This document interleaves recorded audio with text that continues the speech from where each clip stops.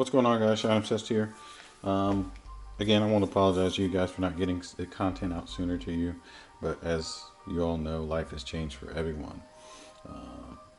It's a different space we're in right now. I know a lot of you are at home just like I am, and because of that, I'm going to try to get a couple of videos out this week to you guys so you'll have something to do. Again, life has changed, kind of puts things into perspective for everyone. And having said that, I hope you guys are listening to the experts, following the expert advice, and keeping you and yours safe and healthy. So now let's talk about the tool. New tools, love new tools as any person out there, especially when it comes to detailing tools. And what we have here today for you is the Flex PXE 80, or PXE as it's affectionately called. It is a mini polisher from Flex Tools. What I got is the set from Detailed Image.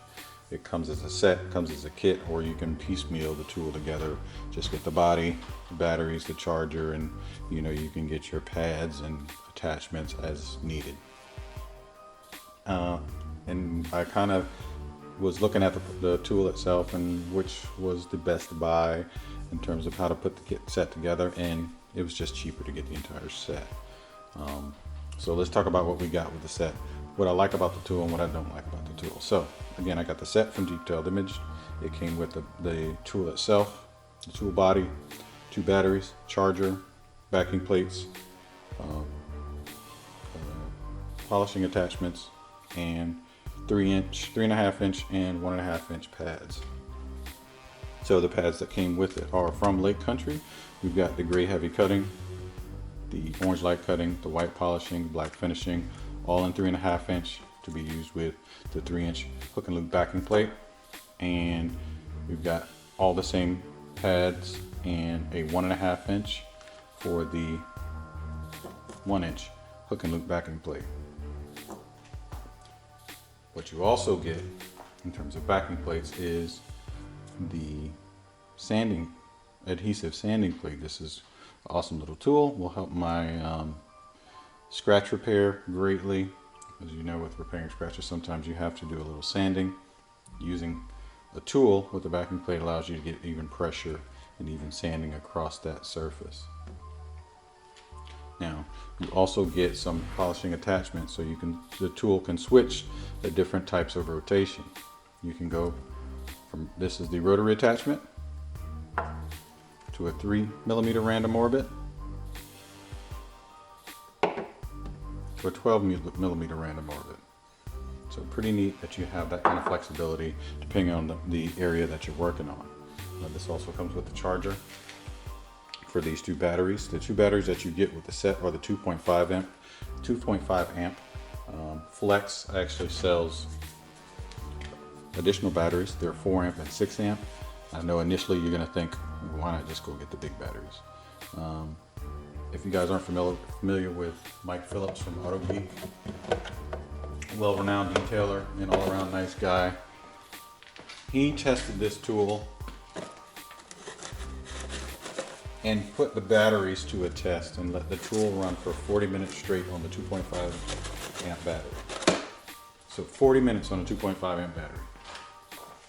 I think that's enough for anyone, especially since you get 2. One can be in the charger, one can be in use, and you're not going to use the tool for 40 minutes straight anyway. You're going to polish a section, wipe it, check it, add your liquids again, polish another section. So you're never going to use this thing 40 minutes straight. So even if you did, you could still charge the spare battery in less than 40 minutes.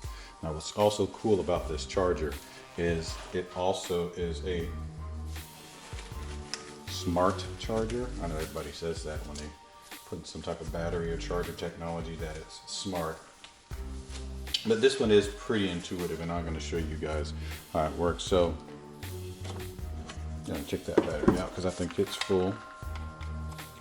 But the batteries themselves also, when you attach them to the tool, give you indication of where they are in terms of charge. I'll show you. You'll attach it to the tool. Once you fire the tool up, it'll give you the battery indicator, letting you know how much charge is left. When you attach them to the charger,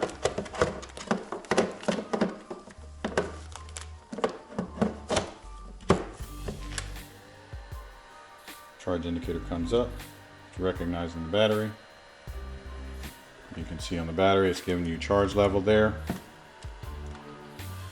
And on the tool, giving you charge level and a countdown to when the battery will be fully charged. That's really nice, especially if you're working and you're not sure how much longer you're going to be able to get that battery charged and you need one. Again, these 2.5 amps are more than enough. I couldn't see any reason why you would need to get the larger batteries unless you have somebody who piecemealed some kits together and you bought multiple tool bodies and only a certain amount of batteries and you use them in a high production shop. So that's the tool and the batteries, everything that came with the kit. And let's talk about what I like about using the tool and how to use it. Pretty simple. It's an ergonomic tool. I like the way it feels in the hand. It's easy one-handed operation. Turning the tool. This is almost a two-step trigger on the tool to get it started. I can go into a spread my polish mode, and if I wanted to turn the tool all the way on, I just push it further and it locks the trigger. You have variable speed, and it's electronic, and a simple click to turn it off. Nice and simple, right? So like I said, almost like a variable speed. I can get it there to spread my polish and push it all the way on, do my work, give it a quick flick to turn it off. And it has memory of where the last speed you left it in is where it's going to start out when you turn that tool back on again. So pretty neat, pretty smart tool. Why I got this over the other miniature polishers that are out there? Everyone knows that, you know, the Rupes Nano has been, you know, the dominant mini polisher in the market for a while. Great tool, taking nothing away. I've got two other Rupes polishers. They make awesome tools. That tool was a little pricey, though you do get a lot with that kit. You get a lot more pads than what you see here with this kit. You get some polishers, you get some brushes as well. It's just that the ergonomics of the tool didn't make one-handed operation as simple. For me, it was harder to get the pad flat on the surface that would allow you to do the most correction. If you don't get that pad flat, you're not doing the most correction. Or you're not correcting the panel like you should. So that pad needs to get flat on that panel. And it was because the body of the tool was a bit longer, you had to kind of manipulate yourself. Not difficult by any means, it's just one of those things. If you didn't have to deal with it, you wouldn't, and it would make your job just that much easier. So that's where I kind of like this tool a little more. I like the head size of the Nano a little more than this. This has a larger head, so it's hard to get in tighter spaces. But I like the fact that, again, it's easier as one-handed operation, and if I need to do two-handed, it's simple as well, just depending on where I'm polishing. Another really great feature I like about this tool is just the quick switching of the assemblies. If I want to go, I'm in a small area and I need rotary operation, I'll prop the rotary attachment in. I need to go to random orbit, boom, done. And the backing plates just screw right in. Nice and simple. So that to me was the biggest win over the Rupes. It wasn't the price. While it was a little bit more pricey, you did get a little bit more for your money. It's just the simple, quick in and out of the attachments, whereas the Rupes, there's a tool you need to take the different heads off if you want to switch from rotary to random orbit and that kind of thing. It's just one more step that takes time, and time is money. Now let's get into some of the things I don't like about the Flex. And they're not major pitfalls of the tool, but it's just little things that, you know, you'd like to have. One is the tool came with 1-inch and 3-inch backing plates. Why not a 2-inch? Just, you know, I think adding a 2-inch would be nice. because there are some areas where a 3-inch might be too much, 1.5-inch might be too much. But I think they figured you can get a 3-inch. If you need a little bit more room, you can go with the 12mm orbit on the 1.5-inch pad. So I think that was what their thinking was. But what if I wanted a 2-inch and I wanted to do some rotary work in an area? And I couldn't go with the 1.5-inch, but you could do 1.5-inch with the 3mm orbit. So it is what it is. Not a huge deal, but 2-inch backing plate would have been nice. And maybe down the road, Flex will come out with a 2-inch backing plate. Another, not like a major quibble, like I said, none of these things I don't like about it are major things that would prevent me from buying the tool, but it's just little things I'd like to have.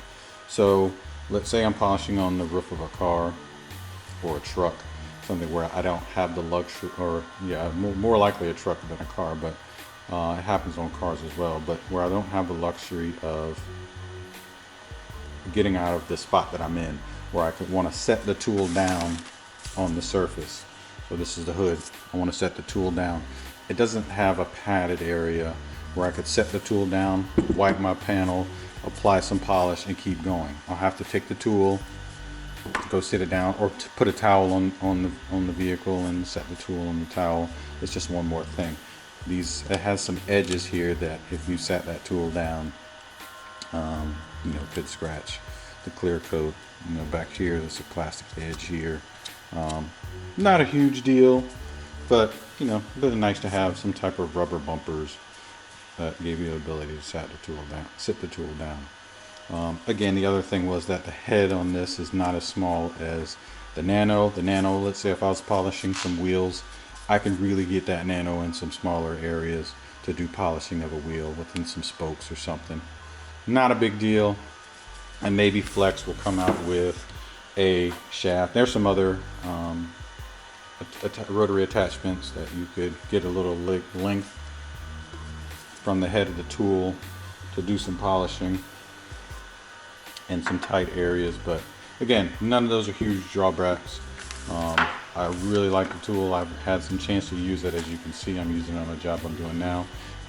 I'll flip the camera around so I can see, so you can see what I'm working on in areas where I like to use this tool.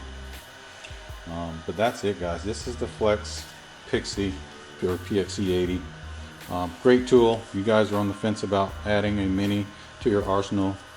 This little powerhouse really gets it done. Oh, speaking of powerhouse, that's another thing I liked about the PXE 80 over the Nano. The Nano, while a great tool, it's very easily to stop the rotation of the pad on that tool. You put too much pressure, that thing's going to stop spinning. This is a little powerhouse. I can put a little elbow into this if I needed a little extra bite from my polishing or cutting, and it'll keep spinning. The Nano not so much. You couldn't put a whole lot of pressure on that pad. You had to kind of go lightly across your panel.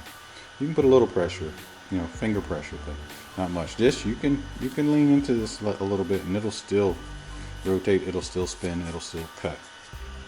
And if you don't know what I'm talking about, I'll probably make a video one day and showing you about how to use the tools and ensuring that you're getting the most correction from your jobs. As you can see on this pad, I got the pad marked, and that's to ensure that that pad is spinning when I have it on the panel.